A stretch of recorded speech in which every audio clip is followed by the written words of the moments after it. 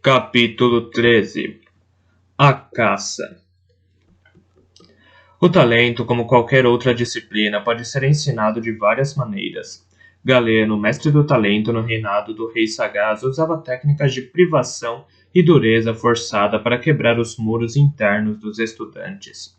Uma vez reduzido a um estado de sobrevivência aterrorizada, o estudante ficava suscetível à invasão de sua mente por Galeno e à aceitação forçada das técnicas de talento de Galeno. Se por um lado os estudantes que sobreviveram ao treino e se transformaram no seu círculo eram todos capazes de usar o talento com segurança, por outro nenhum era particularmente forte. Disse que Galeno se contentava em pegar estudantes com pouco talento e ensiná-los a usá-lo com segurança. Pode ser que seja verdade, ou talvez tenha pegado estudantes com grande potencial, esmagando-os até se transformarem em instrumentos adequados. Pode-se contrastar as técnicas de Galeno com as de Solicitude, mestra do talento antes dele. Ela se encarregou da instrução inicial dos então príncipes Veracidade e Cavalaria. Os relatos de Veracidade sobre sua instrução indicavam que muito era conseguido através da gentileza, ao comando dos estudantes para fazê-los baixar as barreiras. Tanto Veracidade como Cavalaria saíram do treino como usuários e fortes conhecedores do talento. Infelizmente, sua morte ocorreu antes de completar a instrução de adulto dos príncipes, e antes de Galeno avançar até o estatuto de viajante como instrutor de talento. Só podemos imaginar quanto conhecimento sobre o talento foi para a cova com ela. E que potenciais dessa magia real podem nunca voltar a ser descobertos. Passei pouco tempo no meu quarto nessa manhã.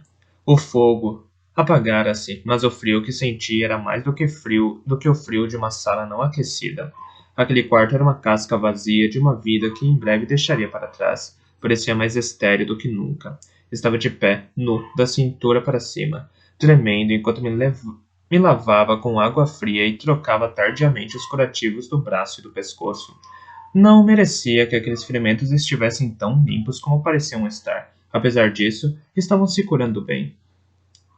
Vesti roupas quentes, uma camisa da montanha forrada por baixo de um pesado casaco de couro.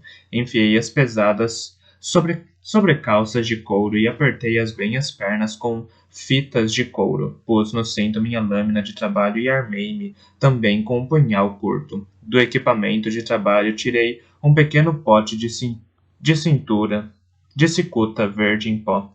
Apesar de tudo isso, ainda me sentia desprotegido e igualmente tolo quando saí do quarto. Fui diretamente à torre de Veracidade. Sabia que ele estaria à minha espera, planejando trabalhar no meu talento. Sem saber como, teria de o convencer de que precisava ir caçar forjados. Subi rapidamente a escada, desejando que o dia já tivesse terminado. Toda a minha vida estava focada no momento em que bateria a porta do rei sagaz. Ele pediria autorização para me casar com Molly. A mera lembrança dela inundou-me com uma combinação tão incomum de sentimentos que não me eram familiares, que meus passos na escada não diminuíram enquanto eu tentava refletir sobre todos eles. Então percebi que era inútil tentar entendê-los. Molly, disse a mim mesmo em voz baixa.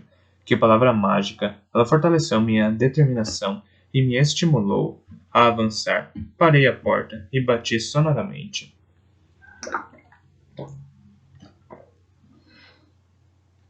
Senti, mais do que ouvi, a permissão de Veracidade para entrar. Abri a porta e entrei na sala. Fechei a porta atrás de mim. Fisicamente, a sala estava tranquila. Uma brisa fria saltava da janela aberta e Veracidade encontrava-se à frente dela, entronizada em sua velha cadeira.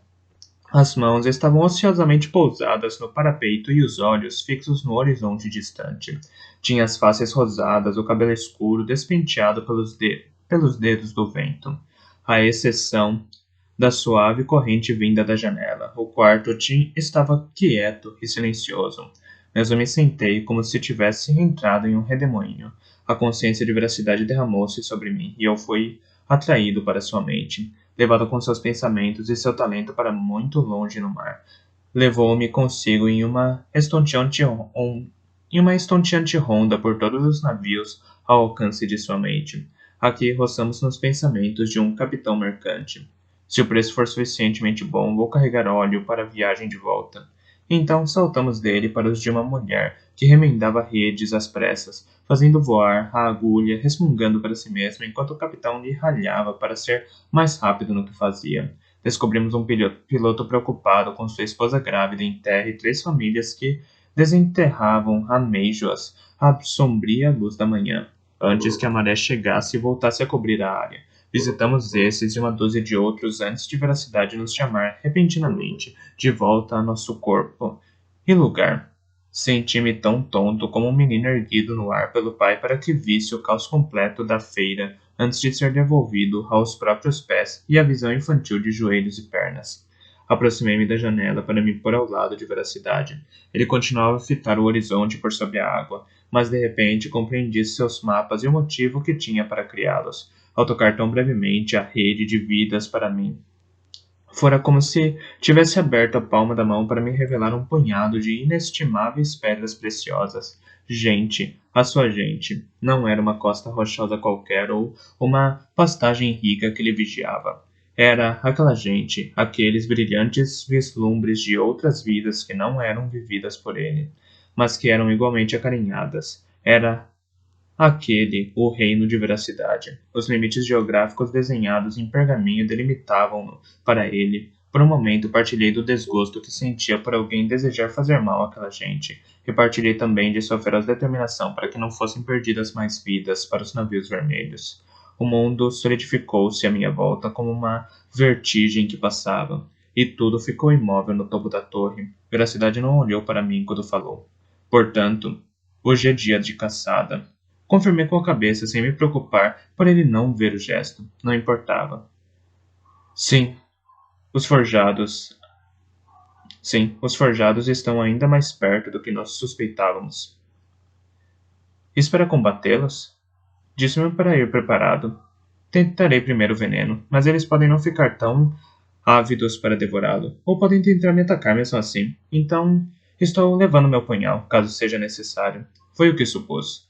Mas leve esta em vez da sua. Ergueu a espada embainhada ao lado da cadeira e deu-me nas minhas mãos. Por um momento só consegui olhá-la. O couro fora lindamente trabalhado. O cabo possuía aquela bela simplicidade que as armas e ferramentas feitas por um mestre tinham. Perante o aceno de veracidade, desembainhei a espada em sua presença. O metal brilhava e cintilava. O martelar e dobrar que lhe dera a força era recordado por uma ondulação aquática de luz ao longo do seu comprimento. Estendi a espada para frente e sentia empoleirar-se em minha mão, sem peso e à espera. Era uma espada muito melhor do que a minha perícia merecia. Deveria presenteá-lo com ela, com pompa e cerimônia, claro. Mas dou-lhe agora para não correr o risco de, por falta dela, não conseguir regressar. Durante a festa do inverno, posso vir a pedi-la de volta para poder oferecê-la a você como deve ser. Vou até enfiá-la na bainha, e então desembainhei com a rapidez de uma inspiração brusca. Nunca possuíra algo tão bem feito. Sinto que deveria prestar um juramento a você, ou algo do gênero, disse, embaraçado. Veracidade permitiu um seu sorriso. Sem dúvida que o majestoso exigiria um juramento desses. Quanto a mim, não me parece que um homem tenha de me juramentar a espada quando já me juramentou a vida. A culpa assaltou-me. Agarrei minha coragem com as mãos. Veracidade, meu príncipe, eu vou sair hoje para lhe servir como assassino. Até Veracidade ficou surpreso. Palavras diretas, refletiu prudentemente. Chegou o momento para palavras diretas, pensou eu. É assim que lhe sirvo hoje, mas meu coração se cansou disso. Juramentei-lhe a vida, como disse, e, se me ordenar, terei de prosseguir, mas lhe peço que me arranje outra maneira de lhe servir. Veracidade ficou em silêncio durante o que pareceu muito tempo. Pousou o queixo no punho e suspirou. Se fosse apenas a mim que estivesse juramentado, talvez pudesse responder-lhe rápido e simplesmente, mas sou apenas um príncipe herdeiro. Esse pedido tem de ser feito ao seu rei, assim como seu pedido para se casar. O silêncio na sala ficou agora muito longo e profundo, criando uma distância entre nós. Não fui capaz de quebrá-lo. Veracidade falou por mim. Mostrei a você como proteger os sonhos feitos cavalaria. Se negligenciar, encerrar sua mente, não pode culpar os outros por aquilo que ela divulga. Empurrei minha ira para baixo e a engoli. Quanto? Perguntei friamente. O mínimo possível, asseguro. Estou muito habituado a defender os meus pensamentos menos do que bloquear os dos outros. Em especial, os pensamentos são fortes, ainda que errantes, de um talentoso como você. Não procurei ficar a par da sua aventura. Ele se calou. Eu não confiava em mim mesmo o suficiente para falar. Não era só minha privacidade que havia sido tão fortemente traída, mas também Molly. Não conseguia imaginar como eu poderia um dia explicar aquilo a Molly. Nem conseguia tolerar a ideia de outro silêncio, mascarando uma mentira calada entre nós. Como sempre, a veracidade era tão verdadeiro como seu nome. O descuido fora meu. Veracidade estava falando, em voz muito baixa. Na verdade, eu o invejo, rapaz. Se fosse eu a decidir, deveria se casar hoje. Se Sagaz negar hoje a autorização, guarde isso no coração e comunique a Dama Saias Vermelhas, que quando eu for rei, será livre para casar quando e com quem desejar. Não farei com você o que fizeram comigo. Acho que foi então que compreendido tudo o que fora tirado de veracidade. Uma coisa é solidarizar-me com um homem cuja esposa foi escolhida por outrem. Outra é acabar de sair da cama de minha amada e subitamente compreender que um homem de quem gosto nunca poderá conhecer a plenitude daquilo que experimentei com Molly. Como deve ter sido amargo vislumbrar o que Molly e eu partilhamos, aquilo que lhe seria eternamente negado. Veracidade. Obrigado, disse-lhe. E ele me mostrou brevemente nos olhos e ele me olhou brevemente nos olhos e me concedeu um pálido sorriso. Bem, suponho que hesitou. Isso não seja uma promessa, portanto, não considere como tal. Pode haver também algo que eu possa fazer acerca de outra coisa. Poderá não ter tempo de funcionar como diplomata se lhe forem dados outros deveres mais valiosos para nós. Deveres como? Perguntei cautelosamente. Os meus navios crescem dia após dia, tomando forma sob as mãos de seus mestres, e de novo me é negado aquilo que mais desejo. Não me será permitido navegar neles. Há muito bom senso nisso. Aqui sou capaz de vigiar tudo e me dirigir. Aqui sou capaz de vigiar tudo e dirigir. Aqui minha vida não é arriscada perante a violência dos piratas dos navios vermelhos. Aqui posso coordenar os ataques de vários navios ao mesmo tempo e enviar ajuda para onde ela é mais necessária. Pigarreou. Por outro lado, não sentirei o vento nem o ouvirei bater na vela, e nunca me será permitido combater contra os salteadores como desejo fazer, de espada em punho, matando de forma rápida e limpa, fazendo correr sangue pelo sangue que eles fizeram correr. Uma fúria fria cavalgou suas feições enquanto ele falava. Após um momento de pausa, prosseguiu com mais calma. Portanto, para que esses navios funcionem melhor, deve haver alguém a bordo de cada um que seja pelo menos capaz de receber minhas informações. Idealmente, essa pessoa deverá também ser capaz de transmitir informações detalhadas sobre o que se passa a bordo do navio. Você viu, hoje, como eu estou limitado. Consigo ler os pensamentos de algumas pessoas, é certo, mas não consigo orientá-las sobre aquilo que pensam. Por vezes, consigo encontrar alguém mais suscetível ao meu talento e influenciar seus pensamentos. Mas isso não é o mesmo que ter uma resposta rápida a uma pergunta direta. Alguma vez pensou em navegar? Fitz Cavalaria. Dizer que fiquei surpreendido seria pouco. Eu acabou de me lembrar que minhas capacidades com talento são errantes, senhor. E lembrou-me ontem que em uma luta sou mais briguento do que espadachim, apesar do treino de hold. E agora faço você lembrar que estamos no meio do inverno. Não faltam muitos meses até a primavera. Já disse que é apenas uma possibilidade, nada mais do que isso. Só poderia ajudar-lhe minimamente com aquilo que terá de dominar até lá. Acredito que isso caiba inteiramente a você, Fitz Cavalaria. Será capaz de, até a primavera, aprender a controlar tanto seu talento como sua lâmina? É como eu disse, meu príncipe, não posso prometer, mas será essa minha intenção. Ótimo. Veracidade olhou-me fixamente durante um longo momento. Começará hoje? Hoje? Hoje tenho de caçar, não me atrevo a negligenciar esse dever nem mesmo para isso. As duas coisas não precisam ser exclusivas. Leve-me com você hoje. Fitei-o sem expressão por um momento, e então anui. Pensei que ele se levantaria para vestir roupas de inverno e buscar uma espada, mas em vez disso, estendeu a mão para mim e pegou-me pelo antebraço. Quando sua presença fluiu para dentro de mim, foi instintivo lutar contra ele. Aquilo não era como das outras vezes em que ele me vasculhara os pensamentos como um homem remexe-os em papéis espalhados sobre a mesa. Aquilo era uma verdadeira ocupação de minha mente. Não fora assim invadido desde que Galeno me brutalizara. Tentei me soltar de sua mão, mas ela era como ferro em meu pulso. Tudo parou. Tem de confiar em mim. Confia em mim? Comecei a suar e a tremer como um cavalo com uma serpente na cocheira. Não sei. Pense nisso. Pediu-me. Retirou-se um pouco. Ainda conseguia senti-lo à espera, mas sabia que se mantinha separado de meus pensamentos. Minha mente se lançou em uma atividade frenética. Havia muitas coisas para considerar. Aquilo era algo que eu tinha de fazer se quisesse me libertar de uma vida como assassino. Era uma hipótese de transformar todos os segredos em antigos segredos, em vez de mantê-los como uma constante exclusão de Molly de sua confiança. Tinha de aceitar. Mas como poderia fazer aquilo e manter em segredo Olhos de Noite e tudo aquilo que partilhávamos? Sondei na direção de Olhos de Noite. Nosso vínculo é um segredo. Tenho de mantê-lo assim. Por isso, hoje tenho de caçar sozinho. Compreendeu-me? Não. É idiota e perigoso. Eu estarei lá, mas pode confiar em mim para não me deixar ver nem detectar. O que fez agora mesmo?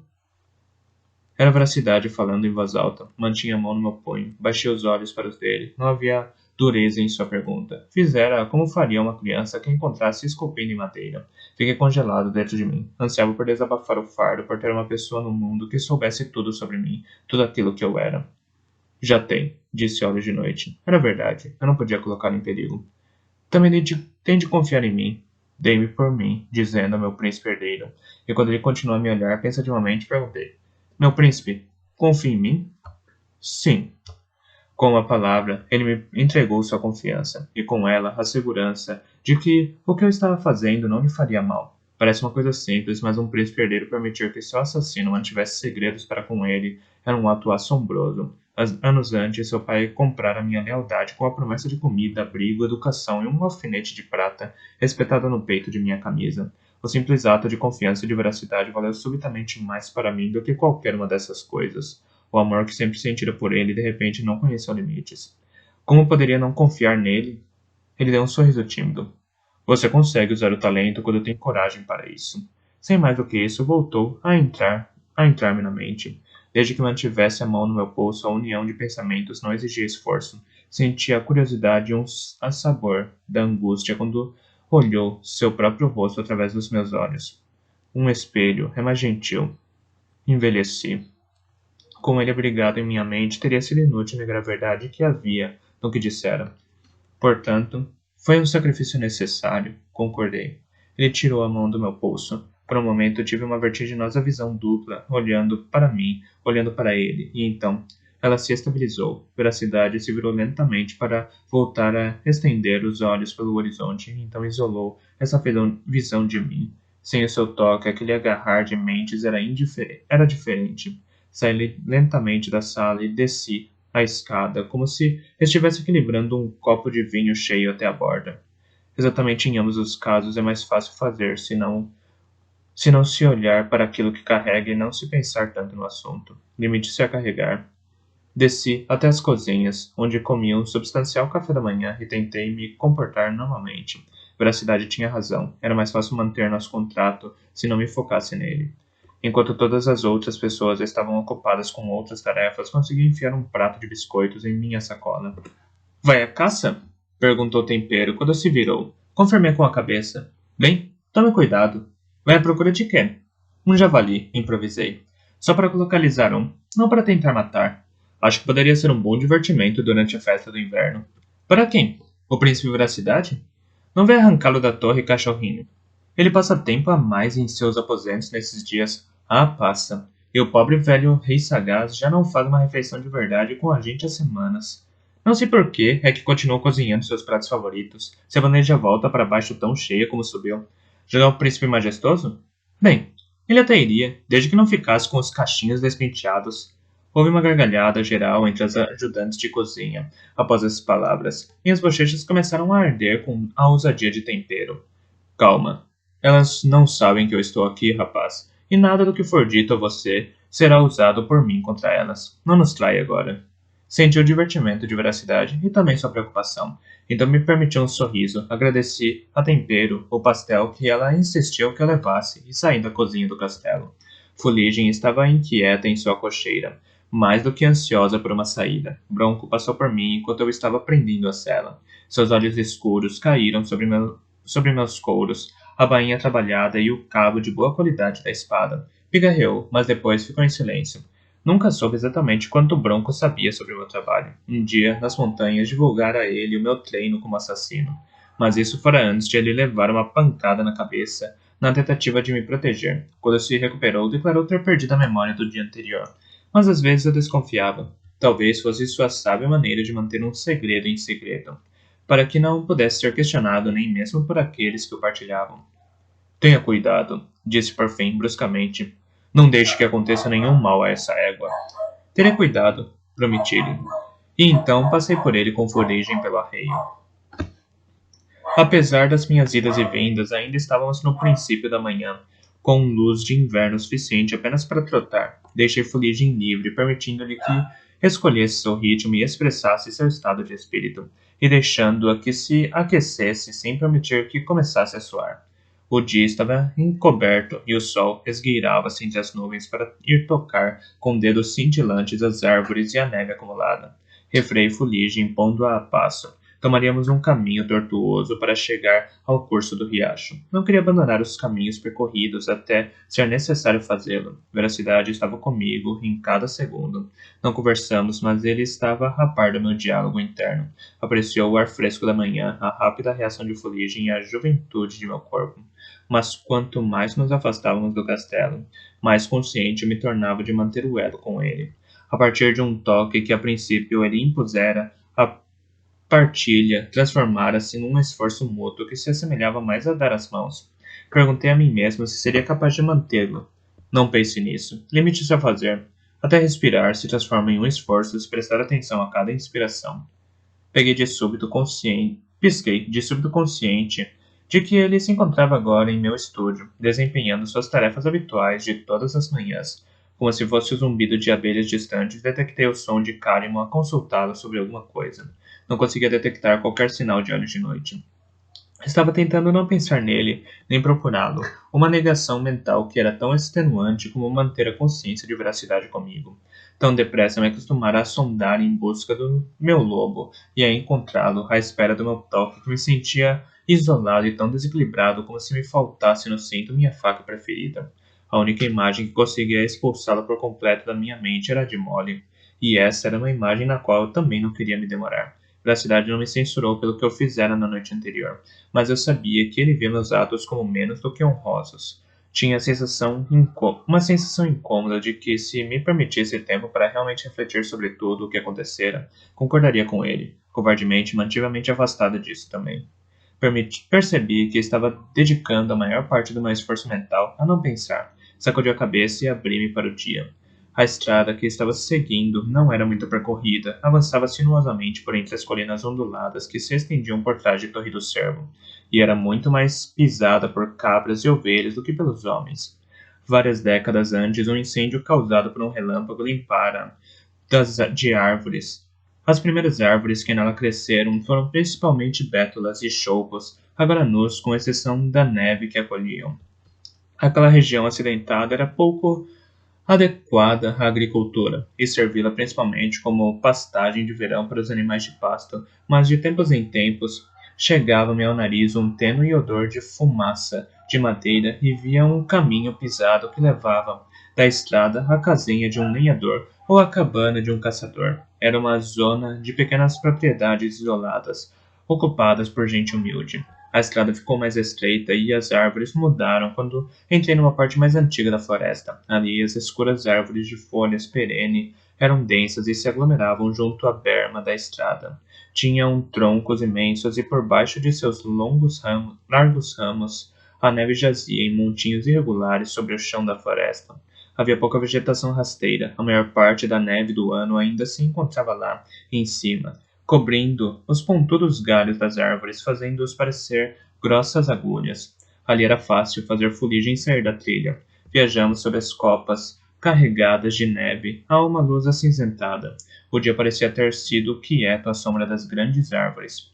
Está em busca de um local específico. Tem informações definidas sobre a localização dos forjados? Foram vistos na margem de um riacho comendo um veado morto pelo inverno. Ontem mesmo achei que podíamos seguir-lhe os rastros a partir daí. Quem os viu? Hesitei. Um amigo meu. Ele se esconde na maior parte das pessoas. Mas eu conquistei sua confiança e, por vezes, quando vê coisas estranhas, ele vem me contar. Senti as reservas de veracidade enquanto ele refletia sobre minha reticência. Bem, não voltaria a perguntar. Suponho que certos segredos sejam necessários. Lembro de uma mocinha idiota que costumava sentar-se aos pés de minha mãe.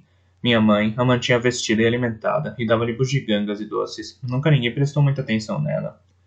Mas uma vez me aproximei dela sem que reparassem em mim e a ouvi contando a minha mãe que um homem estava vendendo colares e braceletes bonitos em uma taberna. Mais tarde, nessa semana, a guarda do rei prendeu repleto o bandoleiro nessa mesma taberna. As pessoas caladas costumavam ouvir muitas coisas. É verdade. Cavalgamos em um silêncio companheiro. Ocasionalmente tinha de me lembrar que veracidade não estava ali em carne e osso. Mas começo a desejar estar. Já se passou muito tempo, rapaz, desde que percorri estes montes apenas pelo prazer de cavalgar. A minha vida tornou-se carregada demais de objetivos. Não consigo me lembrar da última vez que fiz uma coisa simplesmente porque queria fazê-la. Estava respondendo com um aceno a seu pensamento quando um grilo silenciou a floresta. Era um grito sem palavras de uma criatura jovem, um grito interrompido no meio. E antes de conseguir me controlar, sondei em sua direção. A minha mãe a encontrou um pânico sem palavras, um medo de morte. E um súbito horror vindo de olhos da noite. Isolei a mente contra essas sensações, mas virei a cabeça de Fulige na direção do grito, e a estimulei a continuar. Agarrado ao seu pescoço, eu o fiz avançar pelo labirinto de neve acumulada, ramos caídos e solo claro do chão da floresta. Subi trabalhosamente uma colina, sem nunca atingir a velocidade que de repente passei a desesperadamente desejar. Cheguei ao cume e baixei o olhar para uma cena que nunca serei capaz de esquecer. Eles eram três, esfarrapados, barbudos e fedorentos.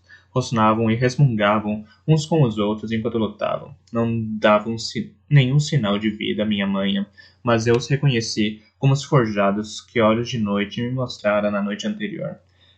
Ela era pequena, devia ter 3 anos e a túnica de lã que usava era amarela viva. O trabalho cheio de amor das mãos de alguma mãe. Os forjados lutavam por ela como se fosse um coelho preso em uma armadilha, puxando-a pelos membros, como em um cabo de guerra, sem prestar atenção à pequena vida que ainda residia nela. Ao ver aquilo, fugi furiosamente e brandi a espada, no exato momento em que um dos forjados puxou a criança vigorosamente pelo pescoço, libertando a vida de seu corpo. Ao ouvir meu grito, um dos homens ergueu a cabeça e se virou para mim, com a barba brilhante de sangue. Não esperara pela morte da menina para começar a se alimentar. Esporeei fuligem e cavalguei sobre eles como a vingança a cavalo. Vindo da floresta à minha esquerda, Olhos de Noite entrou em campo de um salto. Caiu sobre eles antes de mim, saltando para os ombros de um dos homens e abrindo bem as mandíbulas para lhe enterrar os dentes da parte de trás do pescoço. Outro se virou para mim quando eu cheguei e ergueu inutilmente a mão para se proteger da minha espada. O golpe que dei foi tão forte que minha bela lâmina nova decepou metade do pescoço dele antes de se prender em sua espinha. Puxei a faca de cinto e saltei do dorso de fuligem para me engalfinhar com o homem que tentava mergulhar a faca em Olhos de Noite. O terceiro forjado pegou o cadáver da menina e fugiu com ele para a floresta. O homem lutava como um urso enfurecido, mordendo e tentando nos apunhalar, mesmo depois de ter lhe cortado a barriga. As entranhas pendiam-lhe por cima do cinto, mas mesmo assim veio os tropeções atrás de nós. Não dediquei um momento sequer ao horror que senti. Sabendo que o homem morreria, deixei-o e saímos em perseguição daquele que fugia. Olhos de Noite era um borrão peludo e cinzento que ondulava pela encosta acima, e eu amaldiçoei meu lento par de pernas a me apressar atrás dele. O rastro era evidente, neve pisada, sangue e o mau cheiro da criatura.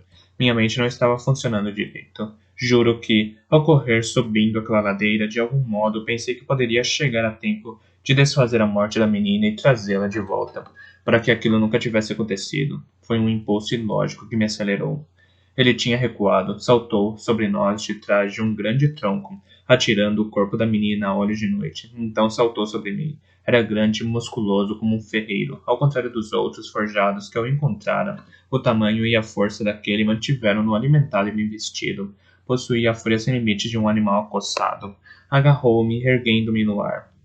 E então caiu sobre mim com o antebraço nodoso esmagando minha garganta. Caindo em cima de mim com o robusto peitoral das minhas costas, prendi meu tórax e o braço ao chão embaixo dele. Estendi o outro braço para trás para espetar a faca 2 vezes na sua coxa carnuda. Ele rugiu de fúria e aumentou a pressão. comprimiu meu rosto contra a terra gelada. Pontos negros salpicaram meu campo de visão, e olhos de noite foi uma súbita adição de peso às minhas costas. Achei que minha espinha iria quebrar. Olhos de noite fincou as presas nas costas do homem, mas o forjado limitou-se a empurrar o queixo contra o peito e a dobrar os ombros contra o ataque.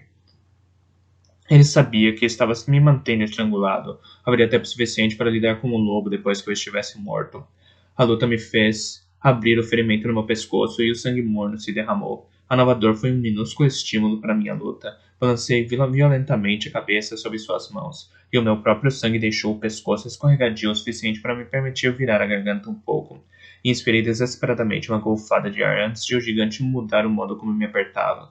Começou a curvar minha cabeça para trás. Se não conseguia me estrangular, iria simplesmente quebrar meu pescoço. Ele tinha músculos para isso. Olhos de Noite mudou a tática. Não conseguia abrir as mandíbulas o suficiente para abocanhar a cabeça do homem, mas seus dentes encontraram o apoio bastante para separar o couro cabeludo do crânio dele. Prendeu os dentes em um retalho de carne e puxou. O sangue choveu sobre mim enquanto o forjado rugia sem palavras e me dava uma joelhada no lombar. Na lombar. Soltou um braço de mim para tentar atingir Olhos de Noite. Movi-me como uma enguia em seus braços para lhe dar uma joelhada na virilha e uma bela punhalada no flanco. A dor deve ter sido insuportável, mas ele não me largou. Em vez disso, deu-me uma cabeçada, um flash de escuridão. Então, envolveu-me com os enormes braços, me prendendo a ele enquanto começava a esmagar meu peito. Da luta, nada mais recordo, coerentemente. Não sei o que me deu em seguida. Talvez tenha sido a fúria de morte de algumas lendas falam.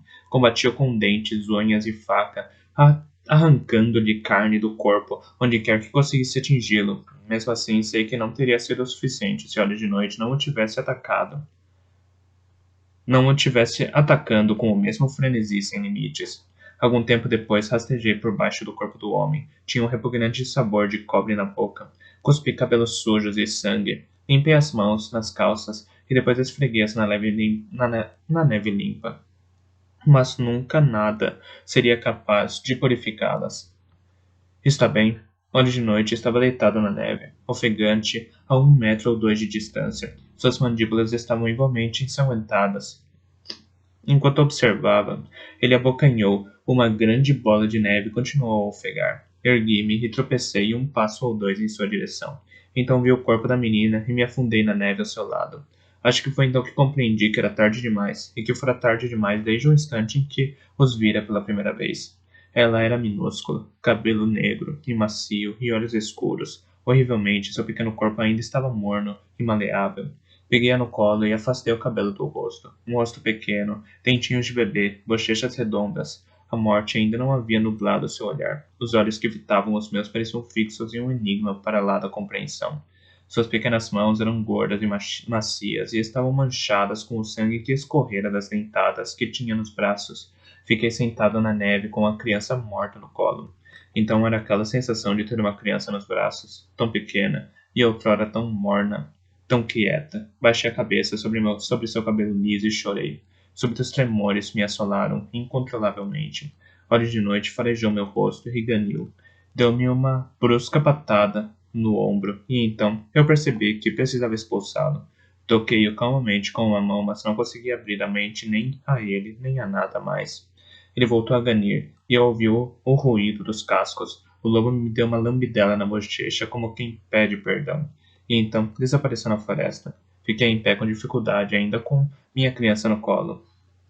Os cavaleiros surgiram no topo da colina, acima de mim. Pracidade na liderança, montado em seu cavalo negro, com bronco atrás e espada, e meia dúzia de outros. Havia uma mulher com vestuário grosseiro montado na garupa do cavalo de espada. Soltou um grito ao me ver e saltou rapidamente do lombo do cavalo, correndo para mim com as mãos estendidas para a criança. Não consegui suportar a terrível luz de esperança e alegria em seu rosto. Seus olhos fixaram-se nos meus por um instante, e vi tudo morrer na sua cara. Arrancou minha criança dos braços, agarrou seu rosto que arrefecia sobre o pescoço pendente e desatou a gritar. A desolação de sua dor quebrou-se contra mim como uma onda, derrubando minhas muralhas e levando-me para o fundo com ela. Os gritos não paravam. Horas mais tarde, sentado no estúdio de veracidade, ainda consegui ouvi-los. Vibravam com o som, longos tremores, que me percorriam descontroladamente. Estava nu da cintura para cima, sentado em um banco em frente à lareira. O curandeiro estava ravivando as chamas enquanto atrás de mim um bronco submerso no silêncio de pedra limpava as farpas de pinheiro e terra do corte que eu tinha no pescoço. Isto não são ferimentos frescos, observou em certo momento, apontando para outra ferida no meu braço. Eu não disse nada. Todas as palavras tinham me abandonado. Em uma bacia de água quente ao seu lado, flores secas de íris desenrolavam-se, com pedaços de alecrim do norte flutuando ao lado. Bronco me desceu um pano na água e lavou com ele as nódoas negras da minha garganta. O ferreiro tinha mãos grandes, observou em voz alta. Você o conhecia? Perguntou o curandeiro. Você o conhecia? Perguntou o curandeiro, quando se voltou para olhar para Bronco. Nunca falei com ele. Eu o tinha visto uma vez ou duas na festa de primavera, quando alguns comerciantes dos arredores vinham à cidade com suas mercadorias. Ele costumava fazer boa prataria para armaduras. Voltaram a ficar em silêncio. O sangue que tingia a água quente não era meu, em sua maioria. Além de muitas contusões e de dores musculares, eu escapara com arranhões e hematomas e um grande galo na testa. Sentia-me de certo modo envergonhado por não ter sido ferido. A menina morrera. Eu devia ter sido pelo menos ferido. Não sei por qual motivo aquela ideia fazia sentido para mim. Observei Bronco colocando uma atadura branca e limpa no braço. O curandeiro trouxe-me uma caneca de chá. Bronco tirou-a de suas mãos, cheirou-a pensativamente e então me entregou. Eu teria usado menos valeriana. Foi tudo o que disse ao homem. O curandeiro afastou-se e sentou-se junto da lareira. Carimã entrou com uma bandeja de comida, limpou uma mesinha e dispôs a comida sobre ela. Um momento mais tarde, Veracidade entrou na sala, tirou o manto e atirou-o nas costas de uma cadeira. Encontrei o marido dela no mercado, disse. Está agora com ela. A mulher tinha deixado a criança brincando à porta enquanto ia buscar água no riacho. Quando voltou, a criança tinha desaparecido. Olhou para mim, mas eu não consegui encará-lo. Nós a encontramos, chamando pela pequena na floresta. Eu soube. Olhou abruptamente para o curandeiro. Obrigado, Demi. Se já tiver acabado de tratar de Fitz Cavalaria, pode ir embora. Eu ainda nem sequer olhei para... Está ótimo. Bronco passara-me uma atadura pelo peito, e por baixo do outro braço e de novo até em cima, numa tentativa de manter o curativo no pescoço no lugar. Era inútil, a mordida havia mesmo sido em cima do músculo que ligava a ponta do ombro ao pescoço. Tentei encontrar algo de divertido no olhar irritado que o curandeiro deu a Bronco antes de sair. Bronco nem sequer reparou nele. Veracidade puxou uma cadeira para minha frente. Comecei a levar a caneca aos lábios, mas Bronco estendeu casualmente a mão e tirou de mim.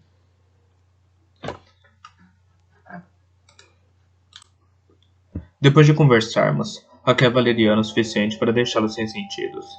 Levou-a para longe, junto da lareira, viu derramar metade do chá e diluir o que restava com mais água quente. Depois disso, cruzou os braços sobre o peito e encostou-se ao aparador da lareira, observando-nos. Virei os olhos para os de Veracidade e esperei que ele falasse. Ele suspirou. Vi a criança com você. Vi-os lutar por ela. E então desapareceu de repente. Perdemos a união e não consegui encontrá-lo, nem com todas as minhas forças. Sabia que estava em apuros e parti para alcançá-lo o mais depressa possível. Lamento não ter sido rápido. Ansei por abrir-me e contar tudo a Veracidade, mas poderia ser demasiado revelador. A posse dos segredos de um príncipe não nos dá o direito de divulgá-los. Olhei para Bronco. Ele estava olhando para a parede. Falei formalmente. Obrigado, meu príncipe. Não poderia ter vindo mais depressa. E mesmo se tivesse vindo, teria sido tarde demais. Ela morreu quase no mesmo instante em que a vi. Veracidade baixou os olhos para as mãos. Eu sabia disso. Sabia melhor do que você. Quem me preocupava era você. Ergueu os olhos para mim e tentou sorrir. A parte mais marcante do seu estilo de combate é a maneira que você encontra para sobreviver. Pelo canto do olho, vi Bronco mudar de posição, abrir a boca para falar e voltar a fechá-la. Um terror frio desenrolou-se em mim. Ele vira os campos dos forjados, vira os rastros. Ele vira os corpos dos forjados, vira os rastros. Ele sabia que eu não lutara sozinho contra eles. Essa era a única coisa que poderia ter piorado o dia. Senti como se o coração tivesse sido subitamente apanhado por uma fria quietude. Se Bronco ainda não tivesse falado do assunto, Eu, se estivesse guardando suas acusações para um momento em que estivéssemos a sós, isso tornaria as coisas ainda piores. Fitz Cavalaria? Veracidade me obrigou a voltar minha atenção para ele. Sobressaltei-me. Peço-vos perdão, meu príncipe. Ele riu, ou quase, em um breve suspiro. Basta de meu príncipes. Pode ter certeza de que não os espero de você a essa altura. E Bronco também não. Ele e eu nos conhecemos bastante bem. Ele não tratava meu irmão por meu príncipe em momentos como este. Lembre-se de que ele foi o homem do rei do meu irmão. Cavalaria absorvia sua força, e frequentemente de forma tão não muito suave. Tenho certeza de que Bronco sabe que o tenho usado da mesma forma. E também sabe que hoje cavalguei com os seus olhos, pelo menos até o topo da colina. Olhei para Bronco, que anuiu lentamente. Nenhum de nós tinha certeza do motivo pelo qual ele estava sendo incluído na conversa. Perdi o contato com você quando entrou em frenesi de batalha. Para eu poder usá-lo como gostaria. Isso não pode acontecer. Veracidade tamborilou com os dedos nas coxas por um momento, perdido em pensamentos. A única maneira que vejo de você aprender isso é praticando. Bronco, Cavalaria me disse que uma vez que quando... Cavalaria me disse uma vez que quando pressionado você era melhor com um machado do que com uma espada. Bronco pareceu espantado. Era evidente que não esperara que Veracidade soubesse aquilo sobre ele. Voltou a anuir lentamente. Ele costumava zombar de mim por isso. Dizia que o machado era uma ferramenta de um rufião, não a arma de um cavaleiro. Veracidade permitiu-se um sorriso conciso.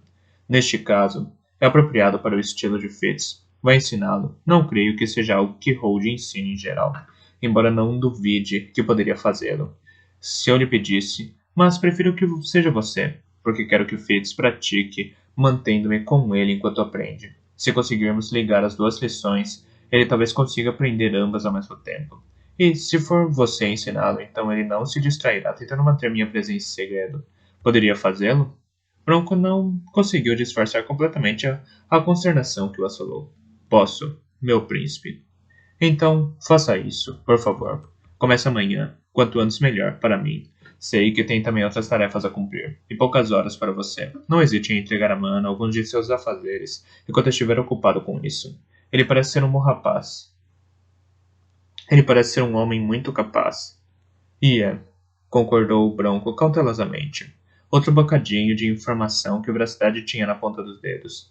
Então, ótimo. Veracidade recostou-se na cadeira, examinou-nos como se estivesse dando instruções a uma sala cheia de homens.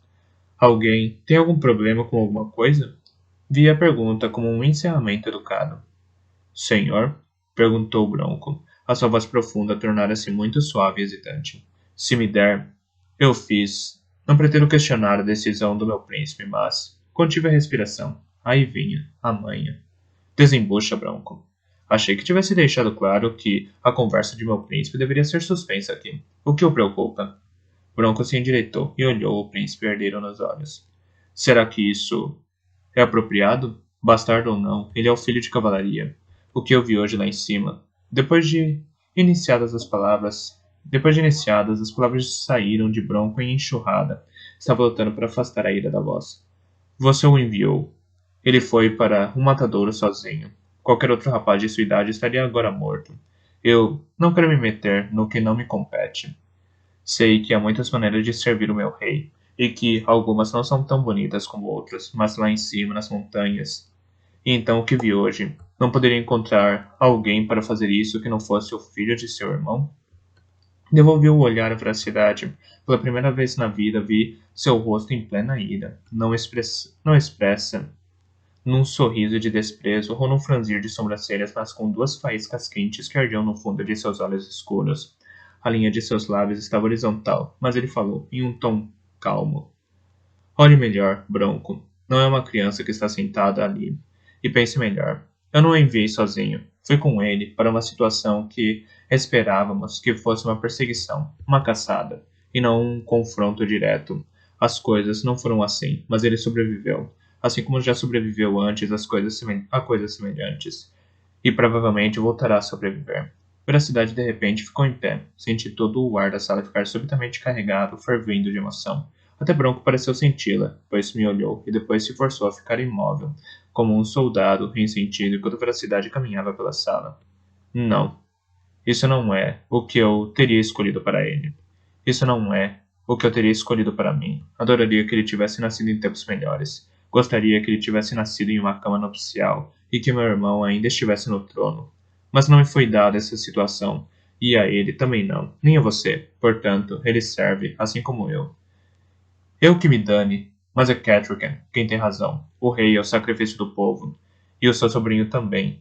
Aquilo hoje, lá em cima, foi uma carnificina. Eu sei do que está falando. Vi espada afastar-se para vomitar depois de ver aquele corpo. Eu vi o forjado andando até Fitz. Eu não sei como esse homem, sobreviveu. Fazendo tudo o que podia, suponho. Portanto, o que posso fazer? O que posso fazer? Preciso dele. Preciso dele para essa batalha feia e secreta, pois ele é o único que está equipado e treinado para travá-la. Assim como meu pai me confina naquela torre e me pede para queimar a mente, matando de uma forma sorrateira e suja. Seja o que for que Fitz tenha de fazer, sejam quais forem as habilidades a que tenha de apelar. Meu coração parou. O ar era gelo em meus pulmões. Ele que as use, porque agora é isso que procuramos conquistar. A sobrevivência, porque eles são o meu povo. Não percebi o que havia falado até os dois se virarem para me olhar. Um silêncio súbito na sala. Respirei fundo. Há muito tempo, um velho me disse que eu, um dia, compreenderia uma coisa. Disse que o povo dos 6 ducados era meu povo, que estava no meu sangue me preocupar com ele, sentir as suas dores como minhas. Pisquei para limpar dos olhos breu e esse dia em Forja. Ele tinha razão, consegui dizer após algum momento. Hoje mataram a minha criança, Bronco, e o meu ferreiro, e mais 2 homens, não os forjados, os salteadores dos navios vermelhos, e em troca, eu tenho de derramar o sangue deles. Preciso expulsá-lo de nossas costas. Agora é tão simples como comer ou respirar. É uma coisa que tenho de fazer. Os olhos deles encontraram-se sobre minha cabeça.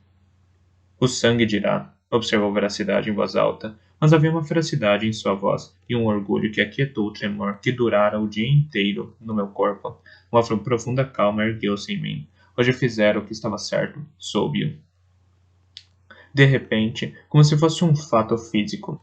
Um trabalho sujo e degradante, mas era meu, e eu o fizera bem. Pelo meu povo, virei-me para Bronco e vi que ele me mirava com aquele olhar pensativo que costumava reservar para quando o menor animal da ninhada se mostrava extraordinariamente prometedor. Eu o ensino, prometeu. Eu o ensino, prometeu a veracidade. Ensinarei a ele os poucos truques com o machado que conheço. E mais algumas coisas. Começamos amanhã, antes da primeira luz da aurora? Ótimo, concordou Veracidade, antes que eu tivesse tempo de me opor. E agora, vamos comer. Senti-me subitamente faminto.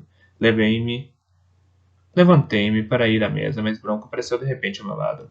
Lave os rostos e as mãos, Fitz, me lembrou, com gentileza. A água aromatizada na bacia de Veracidade estava escura com o sangue do ferreiro quando terminei.